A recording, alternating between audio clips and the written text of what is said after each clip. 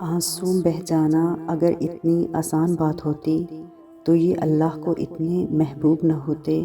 بڑی اذیت سے یہ نکلتے ہیں، اور جب نکلتے ہیں تو اندر اتر جاتے ہیں اور عرش کو بھی خلا دیتے ہیں، رب سے ملا دیتے ہیں، دل بدل دیتے ہیں۔ اللہ کے آگے جھک جانے میں سکون ہے، اس کے آگے خوب رو لیا کریں، سب دکھ کہہ لیا کریں۔ وہاں آنسوؤں کے بدلے صرف دل کا سکون نہیں، بڑے بڑے مقام ملتے ہیں۔ تمہارا یوں سجدوں میں رونا اللہ سے بے خبر تو نہیں، تمہارا یوں ہاتھ پھیلا کر دیر تک ہتھیلیوں میں آنسو بہانا اللہ سے چھپا تو نہیں۔ وہ جانتا ہے کہ تم تکلیف میں ہو، اسے معلوم ہے لوگوں کی باتوں سے تمہیں اذیت ہوتی ہے، تمہاری انکہی باتیں، تمہاری ادھوری دعائیں وہ سب سن رہا ہے، دیکھ رہا ہے۔ ممکن ہے اب تمہاری ادھوری دعاؤں پر وہ کن کہہ دے، ممکن ہے تمہاری آزمائش کا وقت اپنے اختتام کو پہنچ گیا ہو، بس کامل یقین رکھو۔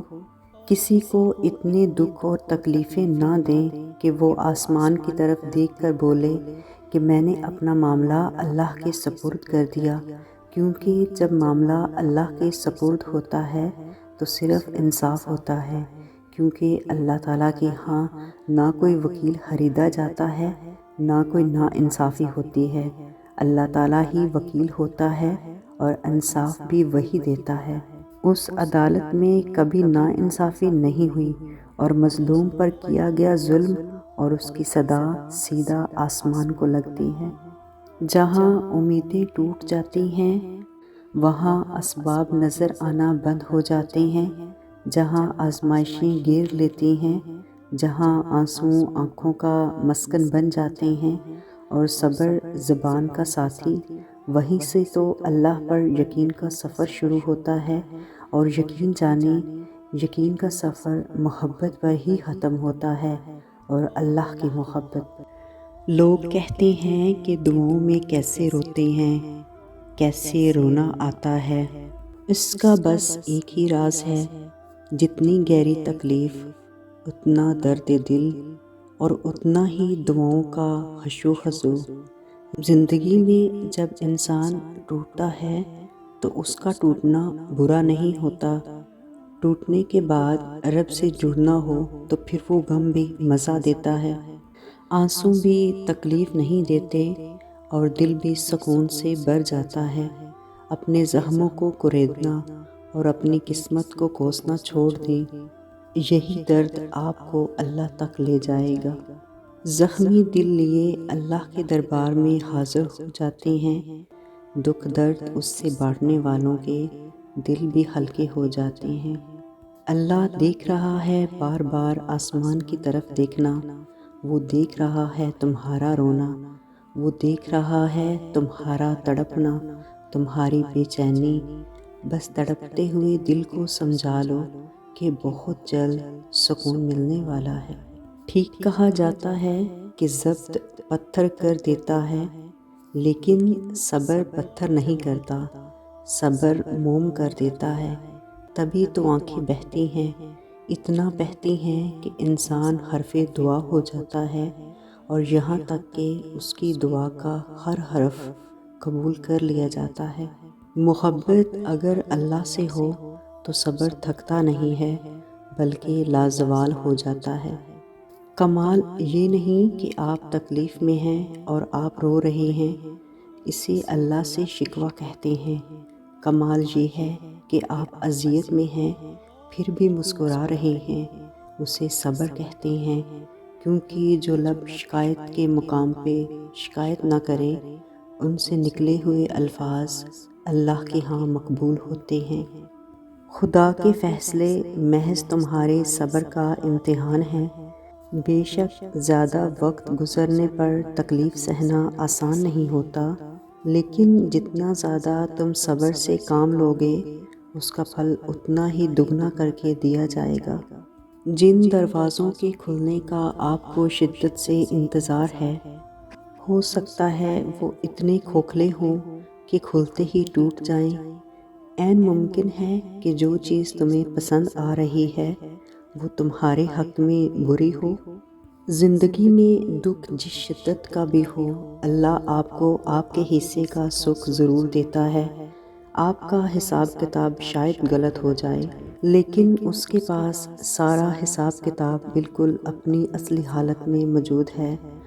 وہ اگر دکھ سے گزار رہا ہے تو سکھ بھی اس کے در سے ہی ملے گا۔ زرد پتے جہاں سے اترتے ہیں سبز پتے وہیں سے نکلیں گے۔ صبر کی انتہا تو یہ ہے کہ جب لگ رہا ہو کہ کچھ نہیں بچا، آنکھوں میں آنسو بھی نہیں بچے، دل میں برداشت بھی نہیں، یہی صبر کی انتہا ہے۔ ہم صبر کو آسان سمجھتے ہیں، حالانکہ یہ ہرگز آسان نہیں ہوتا۔ اسی لیے تو اللہ صبر کرنے والوں کو سب سے زیادہ پسند کرتا ہے۔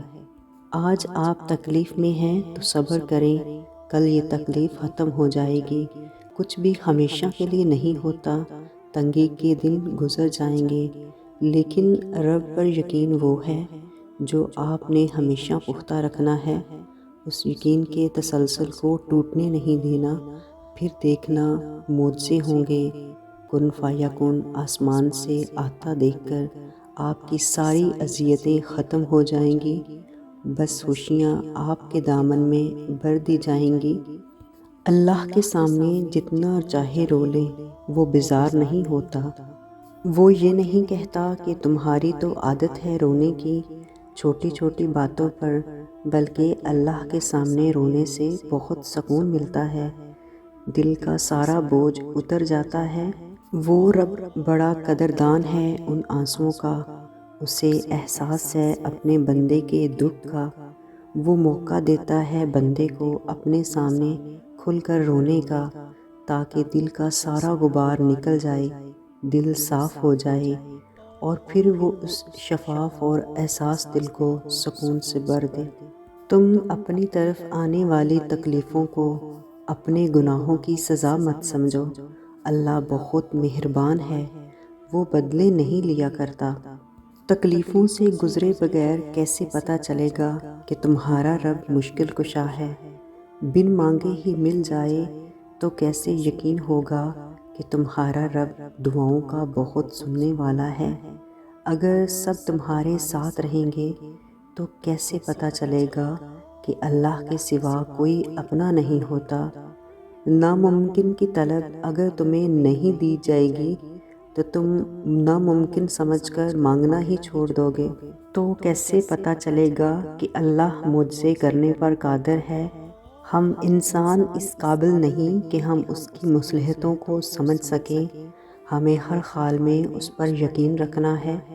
ہمارا رب وہی ہے جس نے سمندر کے بیچ سے حضرت موسیٰ علیہ السلام کے لیے راستہ نکالا تھا۔ اللہ جلد ہی کن فرمائے گا اور پھر تم دیکھو گے ان زخموں کا بھی بھرنا جن کی شفا تمہاری نظر میں ممکن ہی نہیں۔ دعائیں لمبی مانگا کریں، ہمیشہ مانگا کریں، حالات آپ کے اختیار میں ہوں یا نہ ہوں، اللہ سے اپنا تعلق کمزور نہ پڑنے دیا کریں، اللہ سے باتیں کیا کریں۔ اللہ سے باتیں کر کے بے چین دل سکون میں آ جاتے ہیں، بے قرار دل ٹھہر جاتے ہیں، بہتی آنکھیں تھم جاتی ہیں۔ آپ کا رب بہت رحیم ہے، وہ کہتا ہے مجھے پکارو میں جواب دوں گا۔ جب آپ پکارتے ہی نہیں تو شکایت کیسے؟ آپ پکارا کریں، بس اللہ ہی کو پکارا کریں۔ دل کا بوجھ ہلکا کرنا چاہتے ہو تو صرف اپنے رب کی بارگاہ میں رویا کرو۔ یہ وہ جگہ ہے جہاں نہ ماضی کا طعنہ دیا جاتا ہے، نہ ہی مستقبل کا خوف دلایا جاتا ہے۔ اللہ دکھی دلوں کو بہت قریب سے سنتا ہے۔ بے شک میرا رب وہ ہے جو انسان کی روح کے اندر کی اذیتوں کو جاننے والا ہے۔